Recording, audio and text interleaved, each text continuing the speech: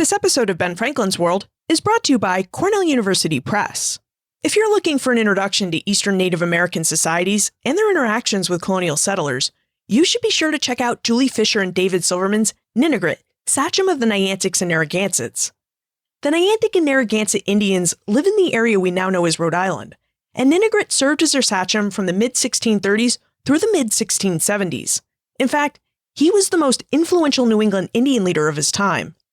As Fisher and Silverman argue in their book, he was a cross-cultural power broker who stood as the key to the balance of power in both Indian colonial and intertribal relations. Plus, Ninigret lived a fascinating life. By forming alliances with powerful peoples such as the Mohawks of the Five Nation Indians or the Puckmatucks of the Connecticut River Valley, Ninigret established the Narragansett peoples as a major regional power who stood at the center of almost every major development involving southern New England Indians, like the Pequot War and King Philip's War. Reviewers have praised Ninigret, Sachem of the Niantics and Narragansetts as an excellent study of southern New England's politics and diplomacy, and as a must-read for anyone interested in colonial and Native American history.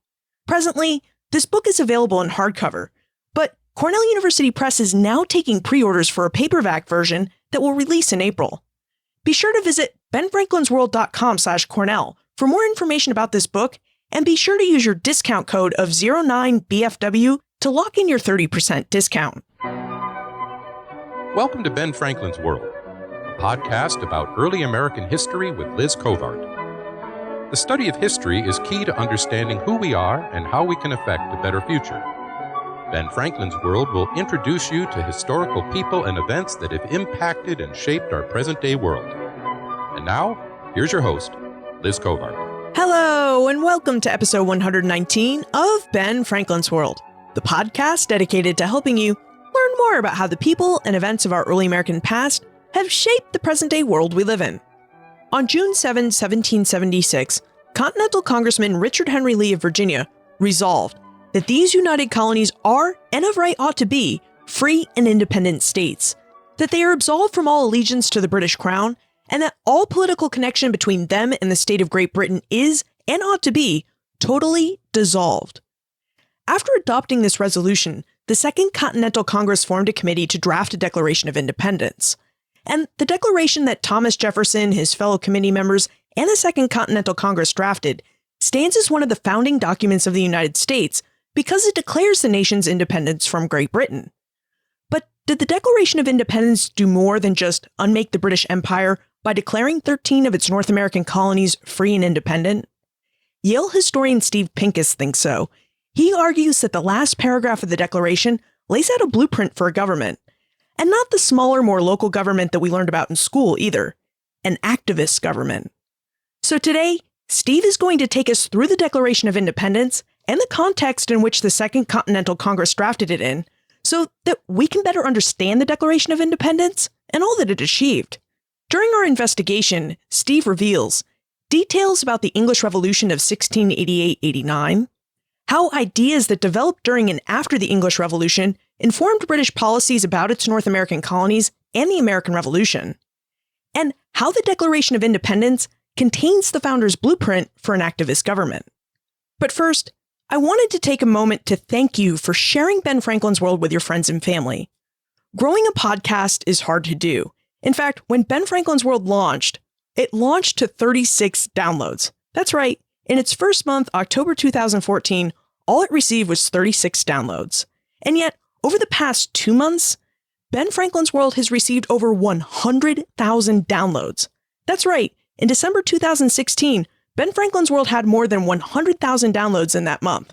And now in this month, January 2017, which hasn't even ended yet, the podcast has also surpassed 100,000 downloads. This is just so amazing, and it's all because of you. And I'm just so really grateful that you've taken the time to share the show with others, because you're really helping me and our guest historians share our passion about history with others. And as you know, history is just so important to who we are. It explains who we are and how we came to be who we are, and you're helping us get that message out there. And I'm really, really grateful for that. Thank you. Now, are you ready for our new exploration of the Declaration of Independence? Allow me to introduce you to our guest historian. With tidings and wisdom to share about our early American past, Here is this week's special guest. Joining us is the Bradford Durfee Professor of History at Yale University and the co-director of the Yale Center for Historical Inquiry and Social Sciences. His research interests include British Atlantic and European history during the 17th and 18th centuries, and he's the author of 3 books, including, most recently, The Heart of the Declaration, The Founder's Case for an Activist Government. Welcome to Ben Franklin's World, Steve Pincus.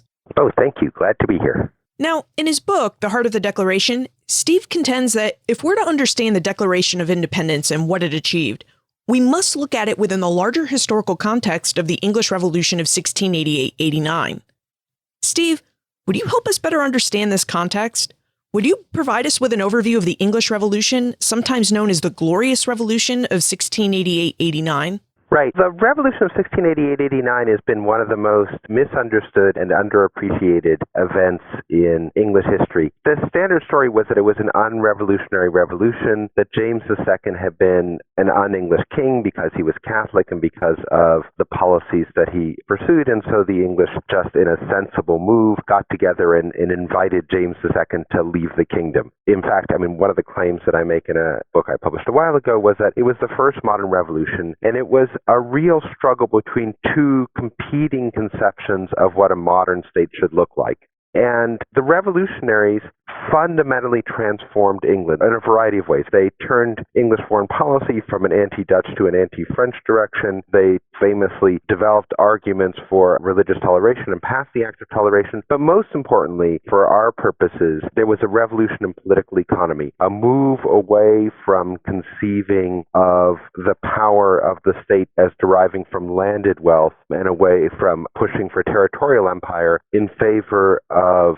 commercial wealth. And so from the Revolution of 1688-89 onwards, the English promoted a commercial society. They completely revised their tax codes to tax the landed and took taxes off of the manufacturing sector. They created a whole new set of financial institutions to revolutionize the economy and to provide investment into the manufacturing sector. But above all, the English state after 1688-89 was committed to the notion that the state needed to support manufacturing and that labor was the key to promoting prosperity, and that prosperity indeed was potentially infinite.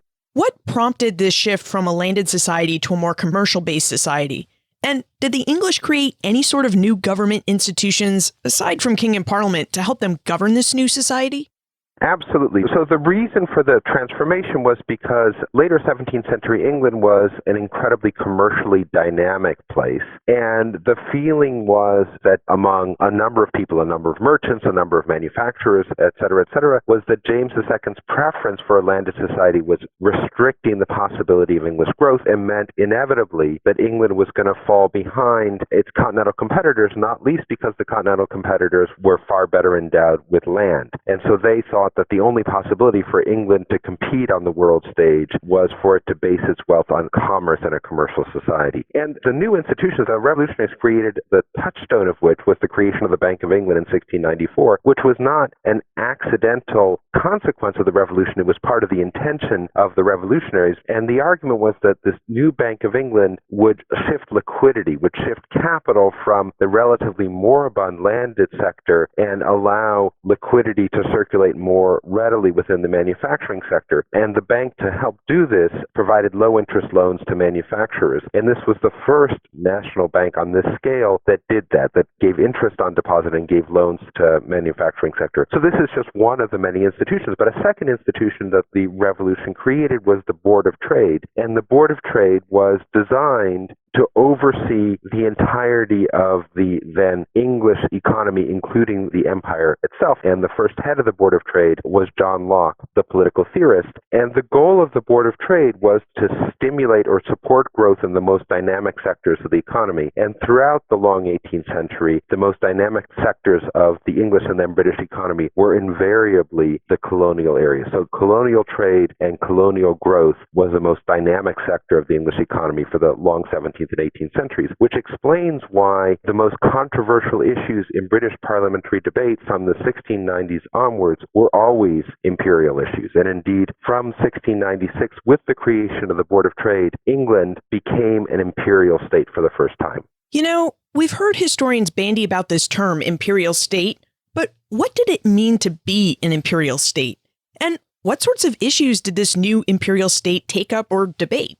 What it means to be an imperial state is two things. The first was under Charles II and James II, the empire, that is to say, the colonies, but also England and Scotland, were ruled directly by the monarch. And while there had, famously been a Council of Trade and Plantations in the 1660s, 1670s, that council reported directly to the monarch and was not part of the state in any way. It was technically part of the royal household. But with the creation of the Board of Trade was responsible both to the Crown and to Parliament. And this meant from 1696 onwards, all issues having to do with the colonies could come before the English and then British Parliament, or Imperial Parliament, was created. And in fact, these issues did come on a regular basis before Parliament. And what kinds of issues were being debated? Well, issues having to do with trade, with governance, with the relationship between England and Scotland, England and Ireland, England and the colonies, and also foreign relations.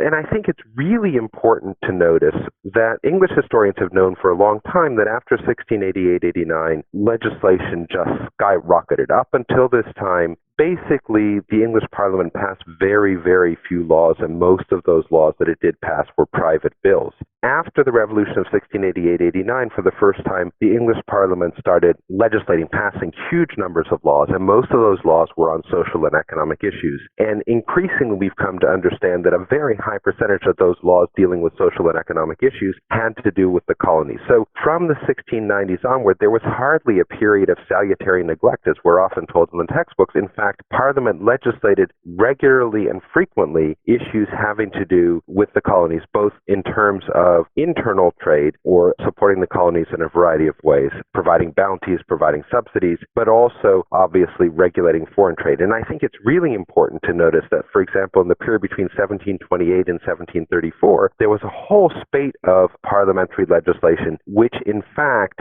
ended up instantiating the institution of slavery in British North America and in the West Indies. Okay, so now that we have an idea of the types of legislation that the English imperial government took up after the Glorious Revolution, what were the political factions like in Parliament? I mean, what principles did parliamentarians stand by and debate? Let me just sort of take a step back. It's important to realize that because colonial trade, overseas trade, represented the most dynamic part of the British economy from the late 17th century onwards, of course that was going to be the issue that most people in Parliament were going to be most interested in. What could one do to promote this most dynamic part of the economy? What would be the best ways to harness this dynamic part of the economy to support the British government and the British state? And this, unsurprisingly, just like, the most dynamic areas of the 21st century economy are the ones which lead to most controversy in Congress, this led to the most controversy in the British Parliament. And from the 1720s onwards, there were two primary arguments associated with governing the empire. One was a set of arguments associated with the Prime Minister of the 1720s and 1730s, Sir Robert Walpole, and a group that I call the Establishment Whigs. And in their view, the key to promoting wealth was supporting production, and they were indifferent as to whether the labor that generated that production was free labor or unfree labor. All that was important was that work was getting done. And from the 1720s onwards, the Walpolean Whigs, or the Establishment Whigs, argued that the most important part of this dynamic colonial economy were the slave colonies. In particular, they focused on the sugar colonies and slave production of sugar in the West Indies, but they were also happy to support slave-based rice production in South Carolina and slave-based tobacco production in the middle colonies. But in their view, the key to promoting wealth was supporting production. Now, their political opponents, the Patriot Whigs, who emerged in the 1720s, argued quite the opposite. They argued that the only way to promote a dynamic economy was to have a dynamic and creative interplay between producers and consumers. And because consumers played such a large role in their conceptualization, it was important that the labor that produced things be free labor, the people who were paid wages and hopefully high wages so that they can consume various products. So in the view of the Patriots, the key to British power and British wealth was manufactured goods, hopefully the increasing manufacturing sector in Britain itself. So they wanted, on the one hand, to pry open more markets for British manufactured goods. So the big prize for them was opening up markets to Spanish America, since Spanish America had increasingly become a silver-based economy where indigenous production of things like low-end cloth, etc., was being suppressed to drive indigenous peoples into the mines. And so there was almost, in their view, almost infinite demand for manufactured goods in Spanish America. So they wanted to open up Spanish American markets. British North American markets were also incredibly important because they understand quite well that British North America was growing at a tremendous rate demographically, and that British North Americans had virtually unlimited demand for British manufactured goods, for cloth, for textiles being produced in England, for things like silverware being produced in places like Sheffield, for nails being produced in Birmingham, et cetera, et cetera. So in their view, British North Americans were an incredible asset to the economy, especially an incredible asset in a period when European markets were being increasingly closed to British manufactured goods by people like the French and the Spanish and the Holy Roman Empire, raising tariff barriers against British manufactured goods. So in that world, the best market, the most dynamic market, and the most guaranteed market for British manufacturers were in British North America. So they very much wanted to support the demographic growth of British North America. Whereas from the establishment Whig point of view, since production was the only thing that mattered, they prized much more the sugar colonies and those producing raw materials like rice and tobacco. So it sounds like after the English Revolution, there were primarily two political parties in England. The Walpolean or establishment Whigs, who believed that labor, slave and free labor created national wealth, and the Patriot Whigs, who really wanted to see an interplay between producers and consumers. And the Patriot Whigs attempted to see this interplay by supporting policies that benefited free labor and increased the number of people who lived in the colonies. Because, after all, they believed that if you put people to work, especially in the colonies, then they'd have the money to buy goods, which would in turn expand the number of markets for English manufactured goods. These are really important political viewpoints to understand, and I wonder if you would help drive them home by telling us about the founding of Georgia. Because the colony started as a Patriot Whig experiment to prove their points about free labor and colonization, but it later became a colony that supported slavery, which seems to indicate that there was a political shift to the establishment Whig point of view about labor and wealth. Right. So Georgia was founded in exactly the period of the sort of emergence of the Patriot Whigs. And the Georgia trustees included a number of leading Patriot Whigs, including James Edward Oglethorpe, but also James Vernon, whose younger brother Edward Vernon would play a significant role in the War of Jenkins' Ear, but also people like the Earl of Egmont. And it also, at the beginning, included some establishment Whigs, but it was very much a patriot program. And the idea of Georgia, to establish the new colony of Georgia, was that that would be a patriot model colony. So what do I mean by that? Since they believed that it was extremely important to have consumers, the trustees did two things that were sort of vital to their political economy. One was that they got the British Parliament to heavily subsidize immigration to the new colony, in the belief that it was very difficult for new immigrants to have startup costs to develop in a variety of ways. The British government not only paid for the immigrants to come to Georgia, but they also essentially gave them money to get things going for the first 2 years so that they wouldn't have to use their own money. But in a significant way, I think it's really important to realize that the colony of Georgia was a state-supported project. State-supported immigration was the heart of doing this. And of course, these new immigrants would immediately become great consumers of British manufactured goods. The second thing that they did was to outlaw slavery. So the first law of Georgia outlawed slavery because slaves could not be good consumers. And that kind of anti-slavery ideology seems to have been imbibed deeply by a number of the immigrants. In fact, that we know, for example, that the town of New Darien in Georgia sent a petition against slavery. So, and I should say, one of the other reasons, Georgia obviously was on the southern frontier, and one thing that's sort of insufficiently emphasized is that the idea of creating Georgia was in part to be able to penetrate Spanish-American markets. Obviously, St. Augustine was nearby, but it was also very much hoped that the Atlantic ports of Georgia would make it easier to trade with Spanish America, and then hopefully that there would be development of Georgia towards the Gulf, which would, opening up Gulf ports, would also make it possible in the longer term to trade directly with Spanish America that way. Now, you asked the very good question, why is it that the Patriot experiment in Georgia failed? Why eventually did it become a slave colony? Well, that has a lot to do with two factors. One was geopolitical, that Georgia was unfortunate in that it was founded just before the outbreak of what became the War of Jenkins' Ear and then became the world conflict that became the War of the Austrian Succession, or King George's War, if you will. And the result of that war was to make liquidity very tight, making it very difficult to get a new colony off the ground. And at the same time, there was significant pressure from a group of South Carolina merchants and investors in Georgia, many of whom happened to be slave traders, most prominently Sebastian Telfair, to make arguments on the streets of Savannah, but also to lobby various people, mostly Tories in London, arguing that Georgia could never survive without slavery. And that argument became increasingly plausible as Georgia failed to develop. And we now know that a large part of the reason why Georgia failed to develop as many of the trustees has predicted had a lot to do with the consequences of the War of the Austrian Succession. But in any event, it was the South Carolina slave trading group associated with Sebastian Telfair and a number of Scottish slave traders that successfully used Tory opposition to eliminate the law against slavery in Georgia. But it's important to realize that that Patriot tradition in Georgia didn't die out, that in 1775 and 1776, when the Provincial Congress of Georgia, when the governor, James Wright, was captured and the Patriots took over the governorship of Georgia, they immediately petitioned for the end of the slave trade, recalling, in fact, the Patriot roots of the foundation of the province and then the state. You've given us a great understanding of the two dominant political ideologies in England during the 18th century. And we know that English ideas filtered out to the colonies, which the example of Georgia just demonstrated. So what political ideas prevailed in the other 12 British North American colonies? Did some colonies lean establishment Whig, touting that all labor creates wealth, while others lean Patriot Whig, promoting the idea that free labor promotes wealth?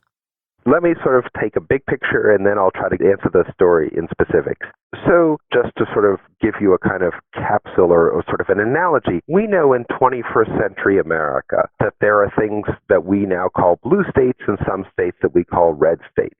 That is to say, some states that lean heavily Republican, some that lean heavily Democratic, and some that might be more hotly contested. But we also know that in the reddest of red states, there are some, Democrats, and in the bluest of blue states, there are some Republicans. That there's ideological debate in those ideological debates, while there are, various local flavors to those debates, those ideological debates bear a strong resemblance to the national discussion. What differs by locality is the proportion of Republicans and Democrats, and that's a very good way to understand the debates throughout the British Empire. The debates that I'm describing were pan-imperial debates. They were reported in the press throughout the empire. The press, we now know, newspapers, for example, the Pennsylvania Gazette, routinely reprinted articles from various British newspapers. The same was true of the Kingston newspapers, the Halifax Gazette. Throughout the empire, there was a circulation of similar information and similar news stories.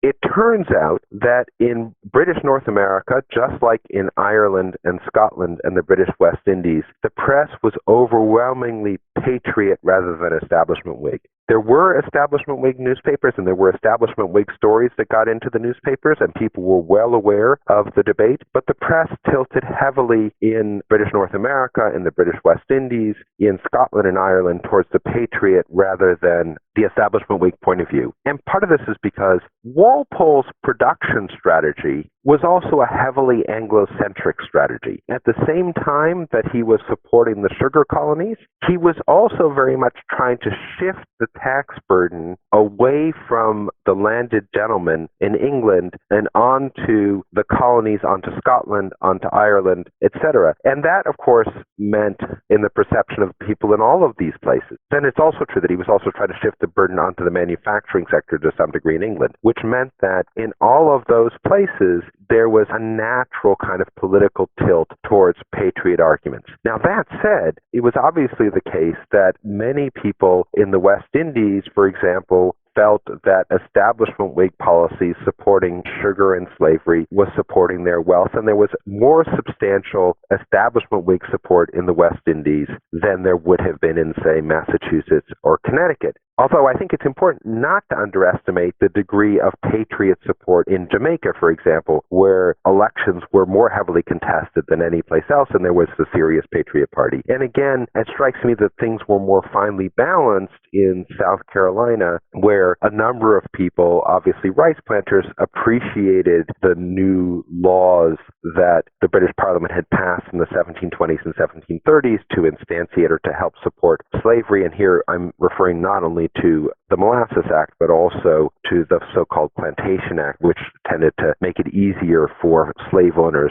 to pay back debts using slaves as collateral. So, that was something which led to sort of a more finely balanced set of arguments in South Carolina, perhaps, than there would have been in Massachusetts or indeed in Nova Scotia. But I think it's important to realize that these debates and these ideas circulated widely through the press, and that it was a pan-imperial debate between patriot political economy and establishment Whig political economy.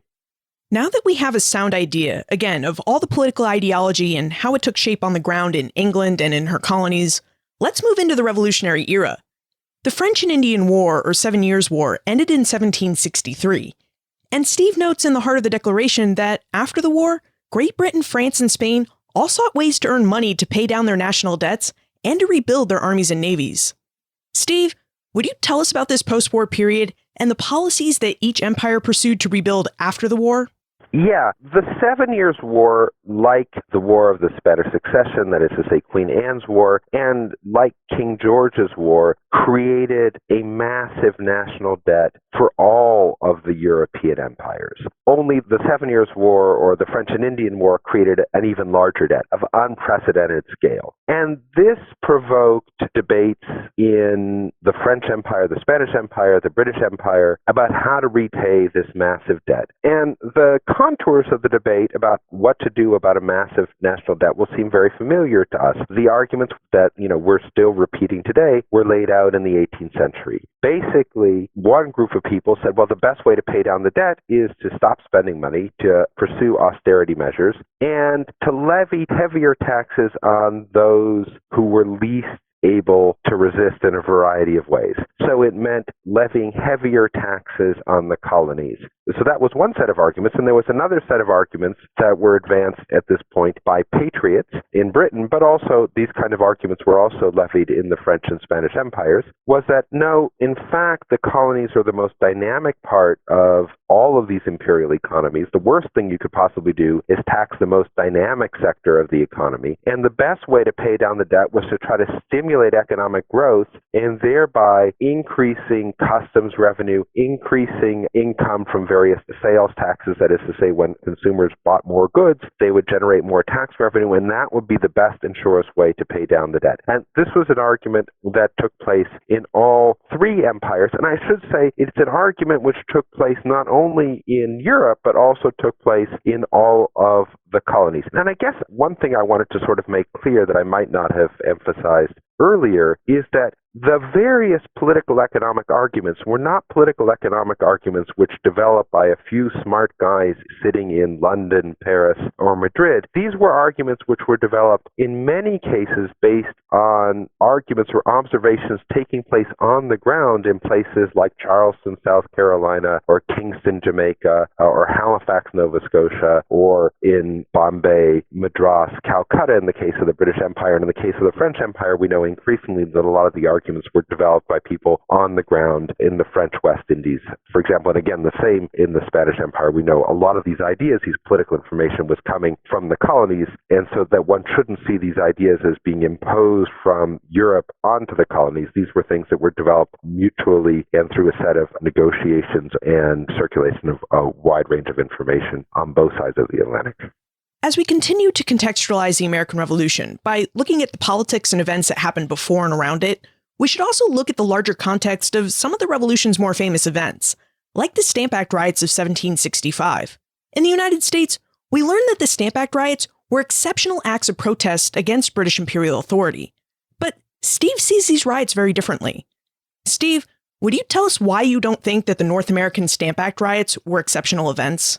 So one of the things that I was sort of struck by was, even at the time, even looking at colonial newspapers, was how people were extremely well aware that there was resistance to the kinds of austerity measures that were being adopted in the French Empire, in the Spanish Empire, as well as in the British Empire. So let me just sort of tell you a little bit about them. So in the Spanish Empire, the Spanish Prime Minister, the Marquis de Esquilache, instituted a series of austerity measures and reforms, not only in Spain itself, but also throughout the Spanish Empire. And we know that this led to resistance in a variety of areas. We know it led to some resistance in Puebla and in Mexico, but spectacularly in Quito, there was an uprising of over 100,000 people that at least temporarily kicked out Spanish government in the 1760s, reacting against the sort of austerity measures that Grenville was imposing in Britain and in colonial North America. And in Spain itself, there was a massive riot against Esquilache's austerity measures called the Motín de Esquilache. And it was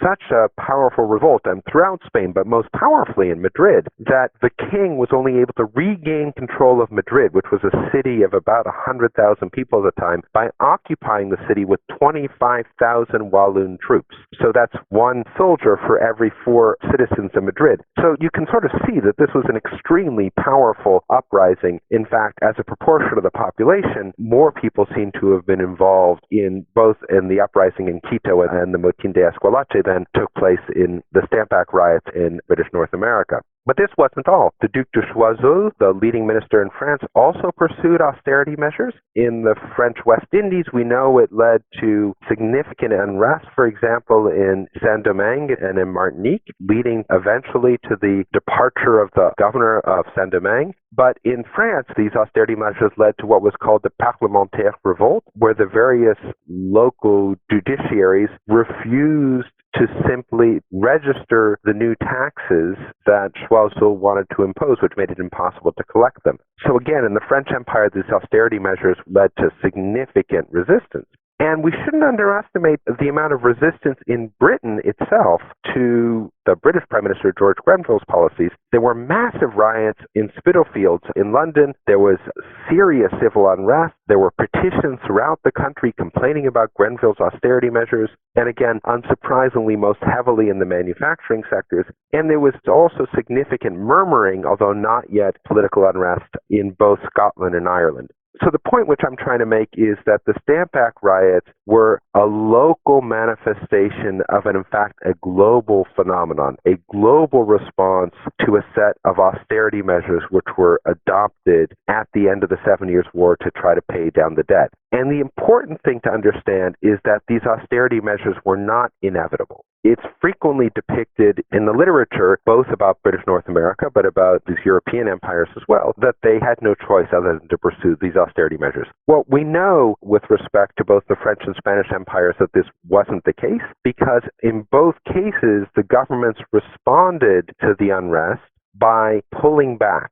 So in the French case, they moved from a position of sort of very strict regulation of French colonial trade, the so-called exclusif, to the exclusif mitigé, which led to some modicum of a freer trade. And in the case of Spanish America, we know that the response to the rebellion in Quito and many of these concerns was also to allow, at least for intra-imperial free trade for the first time in the Spanish Empire. So in both those cases, there was kind of a rethinking of the kinds of imperial policies that could be pursued. And in the case of Britain, the point which I try to make in the book is that under the Patriot governments which had been governing Britain until the accession of George III, the Patriots had not wanted at all to tax the colonies directly. In fact, they've been providing bounties to support colonial economic development. They continued to subsidize immigration to North America. And the Patriots had felt that the worst thing you could possibly do is tax the most dynamic sectors of the economy.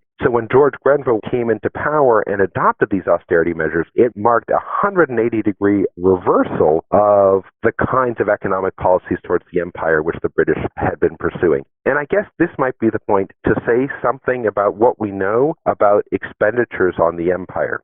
So in some recent work that I did with the University of Chicago economist and political scientist Jim Robinson, we've looked comparatively at how European governments in the 18th century spent their revenue. And it turns out that there's a group of European states, including Russia and the Holy Roman Empire, that spent over 90% of their revenue on warfare or preparing for war. And then there are another group of European states, like France and the Dutch Republic, that spent about 80% of their revenue on warfare and 20% on other things. But Britain, until the 1760s, spent only 65% of its revenue on warfare. Now, 65% is a lot, but that let, a huge increment to be spent on other things. And our analysis suggests that, in fact, the British state spent that increment, that 15% more revenue than France or the Dutch Republic, on colonial development, on building infrastructure in the colonies and Scotland and Ireland, and providing disaster relief. So when Charleston, South Carolina burned to the ground in 1740, the British government provided a huge amount of money to rebuild Charleston.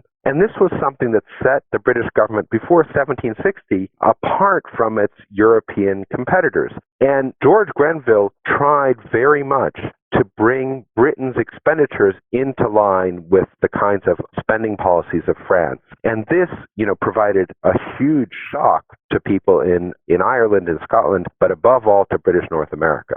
Okay, I think we can see how all these differing viewpoints about how Great Britain should pay off its war debt contributed to the fulment of the American Revolution. So let's get to the heart of the matter. Let's talk about the Declaration of Independence and its purpose. Now, many historians and textbooks claim that the American Revolution was a quest by Americans to seek a smaller, more local government than the British Empire provided. But Steve, in the heart of the Declaration, you claim that this wasn't really the case. You claim that the founders actually sought a more activist government than the empire provided. Would you tell us why you think the founders sought an activist government rather than the smaller, more local government that we've learned about? To understand the context of the Declaration of Independence, one has to understand exactly that up until the accession of George III, the British government spent more money on colonial development than its imperial rivals. And with the accession of George III, there was a huge turning point, a turn away from making that kind of expenditures. And that's why the Declaration emphasizes not that the British Empire had been a problem for North Americans from time out of mind, but that from the accession of George III, the British government started doing bad things. And so it's really important to understand that the Patriots understood that there was a complete reversal of British imperial policy at the accession of George III. And in particular, I point out in the book, the Patriots complained in the Declaration of Independence that George III's government, for example, had made it much more difficult to immigrate to North America, that all sorts of inhibitions were placed on immigration. And in particular, the Declaration notes that George III had stopped the subsidies to support immigration, which had been offered on and off in substantial ways throughout the 18th century before then. So that's one element. So the authors of the Declaration of Independence complained that the British state had stopped supporting immigration. The second thing is that the authors of the Declaration complained that the British state had stopped supporting trade into Spanish America and French America. This was a specific complaint in the Declaration. So in a very real sense, the founders wanted to support freer trade. But it's important to understand what freer trade meant in the 18th century. It didn't mean that the state needed to get out of commerce and sort of pull back and let the free market work. It meant very much because Britain's imperial rivals like France and Spain closed their ports to British American merchants. It meant the state needed to support with its navy those who wanted to trade in French and Spanish markets. So it meant support and protection of trade in a significant way. And they complained that George III had stopped doing that. I also point out that in the first complaint about George III, the authors of the Declaration complained that George had vetoed important legislation. And it strikes me as almost certain that the legislation that they complained about George III having vetoed were the prohibitive slave duties that a number of colonies up and down in British North America, but also in the British West Indies, had passed only to have them vetoed by the Board of Trade. And we know actually how often this happened from the 1720s onwards. We know, for example, in the 1720s, when the Jamaican Assembly passed prohibitive slave duties and limits on the number of slaves, we know that this led to mass petitioning campaign in places like Liverpool and Bristol, which led the Board of Trade to veto this legislation that had been passed by the Assembly. But this, in the late 1760s and 1770s, this veto power had been used over and over and over again. And so in that sense, I also think that the Declaration was sort of calling on the state to be more active in preventing the slave trade. But I think above all, I mean, the sort of clinching point from my point of view is that the concluding clauses of the Declaration, and that the only clauses that John Adams quoted to his wife in celebrating the Declaration, were the clauses about establishing a government. And just to put this in historical context, from 1775 onwards, certainly after the Battle of Lexington and Concord, nobody on either side of the Atlantic doubted that North America was de facto independent. So this was the claim that George III made, and George III simply argued that we, the British, need to reconquer North America. And the position that most North Americans took was that, in fact, imperial government and local government, to many degrees, had ceased to function in North America.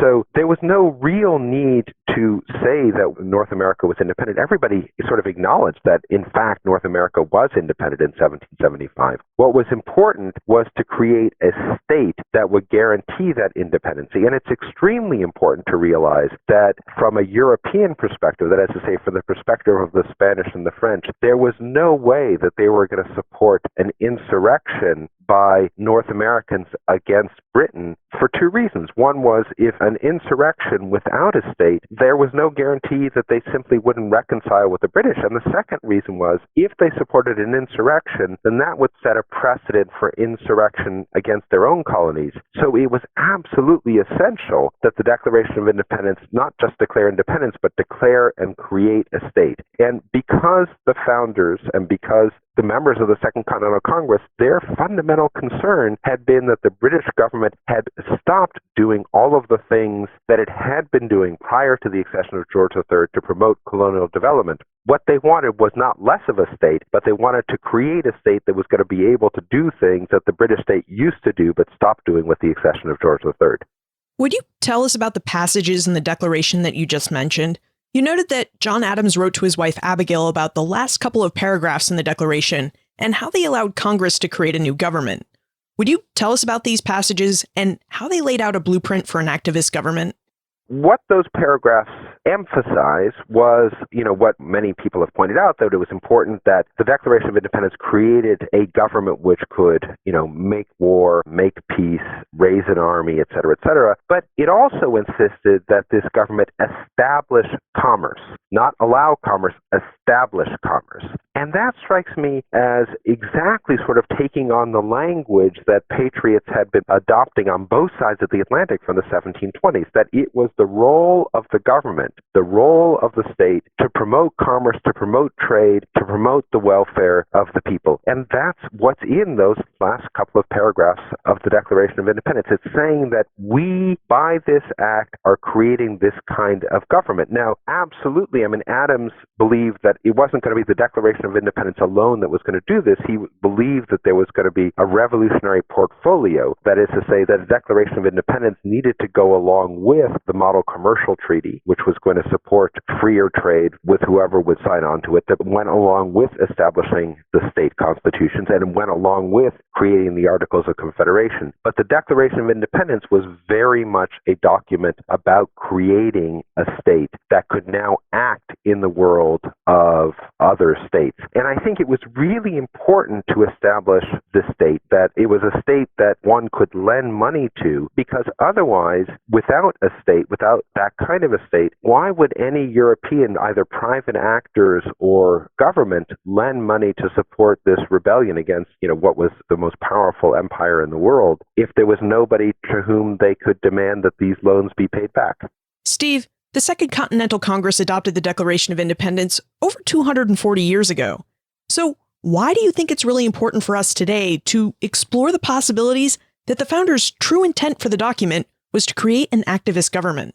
So in my view, the kinds of issues which 18th century governments faced, many of the issues were the same issues that we're wrestling with today. And why is this? Well, it's because, in essence, with the emergence of states in the 17th and 18th century began, to my mind, the modern era. And the fundamental problems of the modern era involve problems like how best to pay down a national debt, how best to promote economic growth in your country, what should be your attitudes towards immigrants, should you invite them in, should you keep them out? Should you have many classes of citizens, or should everybody participate on an equal basis? And again, whether you should be promoting freer trade or should be pursuing tariff barriers, these strike me as the same issues, the same debates that we're having in the 21st century. And the reason why they're the same debates, or at least the same family of debates, is because, in fact, in the 18th century, modern states emerged. And it strikes me that the Declaration of Independence, as our founding document, created this country on certain principles of what kind of a state, or what kinds of answers to those questions we should adopt. We should be a pro-immigrant state. We should be a polity which believes the state should be activist to promote economic growth.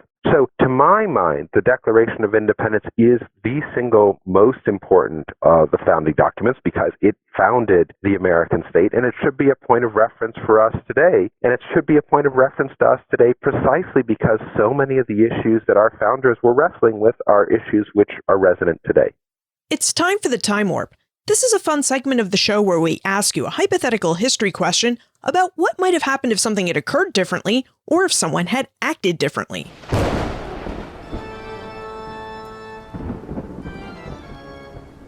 The Time Warp.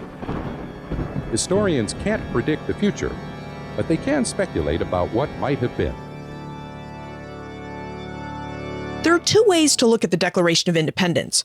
One would be as a document that unmade the British Empire by declaring the United States a free and independent nation. Another way is to look at it in the ways that we've been talking about, as a document that creates a government. So, Steve, in your opinion, what would have happened if the Declaration of Independence had just been a document that had simply unmade the British Empire? How would the course of United States and British history be different? Well, I think it would have been fundamentally different, and it would have been fundamentally different for two reasons. The first is, I think it would have been extremely hard to imagine a French alliance. Now, we know that the French government hated the British, and they were perfectly willing to be gadflies, doing anything to hurt the British Empire. And that meant that they were perfectly willing to wink at illicitly supplying, gunpowder or guns to the American colonies. But there's no way that the French would have signed an alliance, which they did with the Americans during the Revolutionary War, had there not been an American state with which to ally to. And we know this from not only because of their reticence to do this beforehand, but we know this because those of us who have worked in the French archives have found many documents saying explicitly that the French would not have formed the alliance, they would not have provided the military support, they would not have provided the naval support that was so vital in securing the victory at Yorktown, had the Americans not created a state in 1776. It wasn't just a question of recognition. It was, from their point of view, they needed to create a state which had the wherewithal to protect the various contractual agreements involved in making an alliance. So, had the Declaration of Independence not created a state, there would not have been a French alliance. And we know this extremely well from documents in the French archives. The second thing is, I think, had a state not been created, it's possible and indeed likely that the American situation would have been much more analogous to the Irish situation. So in the 1770s in Ireland, just as in North America, there was significant discontent with the policies that the Grenville and the North government had adopted. There was an extremely powerful extra-governmental movement called the Volunteer Movement, which created and in fact shadow governments throughout Ireland. It put pressure on the Irish Parliament. The Irish Parliament in 1782, 1783 declared legislative independence from Britain. But that's all it did. It didn't create any kind of an independent state. And that led essentially to the renegotiations of the terms of the empire in 1782, 1783, 1784 with Britain. And as we know, Ireland remained part of the British Empire until the 20th century. By the Declaration of Independence, creating a state made it impossible both for those who were lukewarm in the cause, people like John Dickinson, for example, to move backwards towards supporting various forms of reconciliation, but it also made it much, much harder for the British to imagine some kind of reconciliation. And to be perfectly honest, it also made it much easier for the American government to borrow money, to raise money, to print money, to coin money, to raise taxes, et cetera, to fight the war. And I think that would have been much, much more difficult without a state. It would have been impossible. So I think one would want to think seriously that had there not been a Declaration of Independence creating an American state, I think there was a real possibility that North America would have gone the route of Ireland and sort of perhaps renegotiated the terms of the imperial arrangement, but not created a new government or a new state. Now that you've gotten to the heart of the Declaration of Independence, what are you researching and writing about now?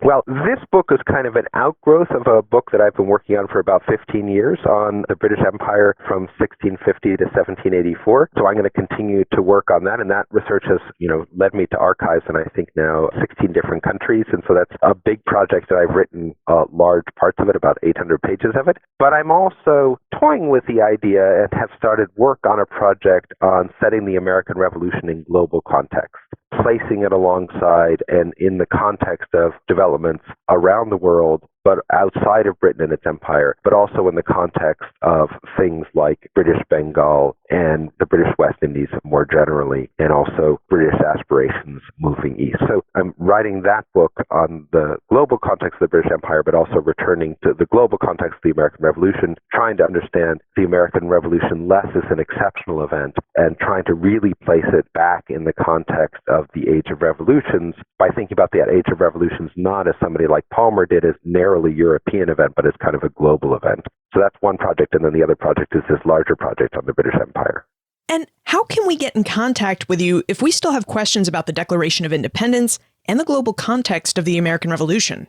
So you can email me at stephen.pincus@yale.edu. You can find information about me on my Yale University History Department website. Steve Pincus, thank you for helping us better understand the global and political contexts of the American Revolution and for helping us glimpse the heart of the Declaration of Independence. Well, thank you so much, Liz. This has been a delightful conversation. Our conversation with Steve has me rethinking how I look at and understand the Declaration of Independence. Like Steve, I believe the Declaration was necessary to secure foreign aid for the war. I mean, France, Spain, and the Netherlands did not want to provide financial support to colonies that might go back to Great Britain, nor did they want to fund 13 independent nations. So the Declaration of Independence was necessary to prove to these foreign powers that the states were serious about being independent and about forming an independent government. But does the document also lay out the founders' intention to form an activist government? This is a timely question for me, because I'm presently researching the Articles of Confederation and how the Second Continental Congress drafted them and how the states ratified them. Now, I've gone ahead and pulled out my copy of the Declaration of Independence to reread that last paragraph. And the last paragraph begins by restating most of Richard Henry Lee's resolution from June 7, 1776, that these United Colonies are, and of right ought to be, free and independent states. And after restating this part of the resolution, it absolves the colonies from all allegiance to the British Crown, and then the declaration reads as follows: and that as free and independent states, they have full power to levy war, conclude peace, contract alliances, establish commerce, and to do all other acts and things which independent states may of right do. Steve is right. These lines list powers of government and gives those powers to the newly independent states. Now, does it also lay out a blueprint for an activist government? As Steve pointed out, it's all in how you read the context of the Declaration's drafting. And to see the activist government, Steve advises us to go back and to try and understand the Glorious Revolution of 1688-89. Now, I don't know about you, but these are ideas that I need to think about more. For more information about Steve, his book, The Heart of the Declaration, plus notes for everything we talked about today, visit the show notes page, benfranklinsworld.com/119. Cornell University Press is now accepting pre-orders for its new paperback edition of Ninigret, Sachem of the Niantics and Narragansetts. If discovering more about Eastern Native American peoples and their interactions with colonial settlers interests you, visit benfranklinsworld.com/Cornell for more information about this book. And be sure to use your special promo code while you're there, 09BFW.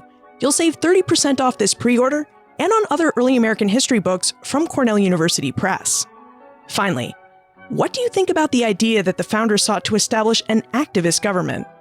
Send your answers to liz@benfranklinsworld.com, tweet me @LizCovart, or post a comment on the show notes page or in our listener community on Facebook. And remember, never leave till tomorrow that which you can do today.